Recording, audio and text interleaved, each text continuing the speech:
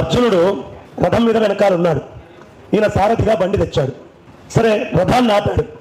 ఆపంగానే అయ్యా మీరు దిగండి అన్నాడు. సాధారణంగా సారథి దిగి రథికుణ్ణి దింపుతాడు. ఇప్పటికీ మనకు ఆచారం ఉంది.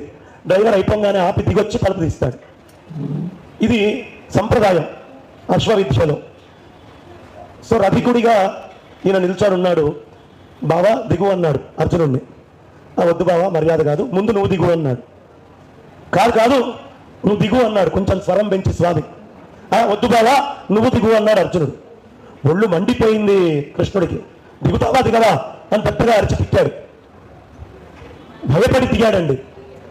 దిగంగానే అప్పుడు ఇంకొక ఆయన రథం మీద నుంచి కిందకి దూకాడు. ఎవరో తెలుసా? జెండాపై కపిరాజు. ఒక్క దూకు దూకాడు. దూకేటప్పటికీ కృష్ణ పరమాత్మ ఆ రథాన్ని వదిలిపెట్టి ఇట్లా పక్కకు రాగానే ఒక్క క్షణంలో భక్కుమని తగలబడిపోయిందండి రథమంతా. రథమంతా తగలబడిపోయింది.